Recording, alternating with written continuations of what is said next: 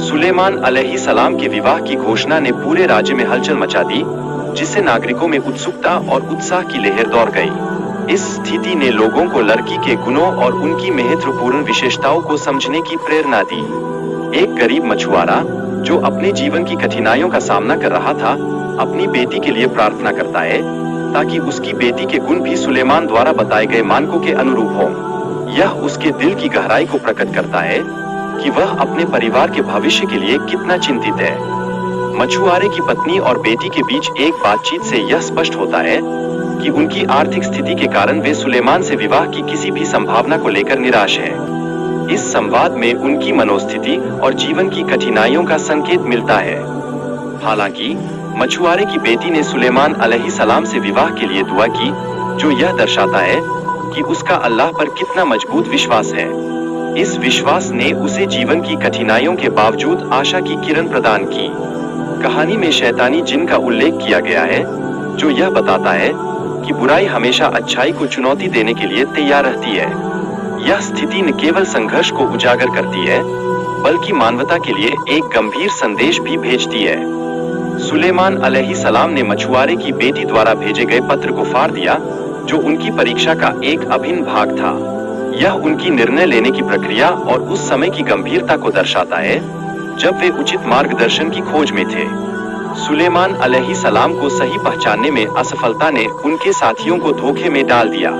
उन्हें वास्तविक सुलेमान समझने में हुई इस चूक ने एक निराशाजनक स्थिति उत्पन्न कर दी, जिससे उनके भीतर संदेह और चिंता का माहौल बन गया।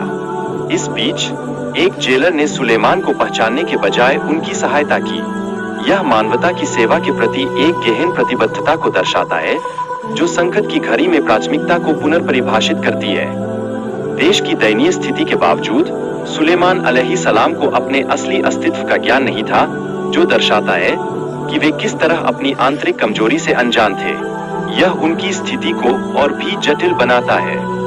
इस संदर्भ में जेला की बेटी ने सुलेमान बादशाह से प्यार किया और उसके विवाह के लिए दुआ की। यह उसके नारी जीवन की सफलता के लिए उसकी आशा और आकांक्षाओं का प्रतीक है, जो उसे आगे बढ़ने के लिए प्रेरित करती है। जब जेला और सुलेमान मछली पकड़ने के लिए गए, तो अचानक तेज आंधी ने उनकी योजनाओं को बाधित कर दिया। यह घटना कहानी में एक महत्वपूर्ण मोड़ लाती है, जो आगे की घटनाओं को निरंतर रूप से प्रभावित करती है। इस उथल-पुथल के बीच शैतान जिन ने सुलेमान बादशाह का रूप धारण किया, जिससे उनकी शक्ति छीन ली गई। नेक जिन इस स्थिति को सुधारने के लिए निरंतर प्रयासरत होता है, जो संघर्ष और नकारात्मकता को दूर करने का संकेत देता है। शादी के बाद सुलेमान अलैहिस्सलाम ने मछली पकड़ने का कार्य किया, जिससे उनके जीवन में नई खुशियां और सकारात्मकता आई। यह उनके नए जीवन की शुरुआत का प्रतीक बन गया, जो उन्हें अपने लक्ष्य की ओर अग्रसर करता है।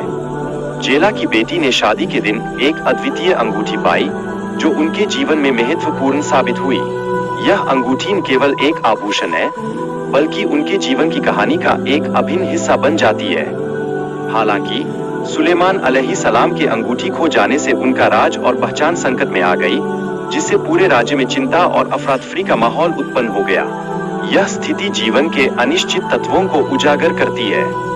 इस बीच लड़की ने दिन भर रोजा रखकर रात में अल्लाह की इबादत की और अपने पति की भलाई के लिए दुआ की। यह उसकी गहरी आस्था और धैर्य का प्रतीक है, जो उसे कठिनाइयों के बीच स्थिर बनाए रखता है। जब सुलेमान अलैहिस्सलाम ने उस लड़की के पत्र को याद किया, तो उन्हें अपनी गलती का एहसास हुआ। यह कहानी हमें यह शिक्षा देती है कि निंदा से बचना चाहिए और अपने कार्यों की जिम्मेदारी लेनी चाहिए। अल्लाह से माफी मांगते हुए सुलेमान अलैहिस्सलाम ने अपनी गलतियों को स्वीकार किया। यह हमें सिखाता है कि गलतियों का एहसास करना और माफी मांगना न केवल आवश्यक है, बल्कि यह हमारी आत्मा के लिए भी पोषण प्रदान करता है।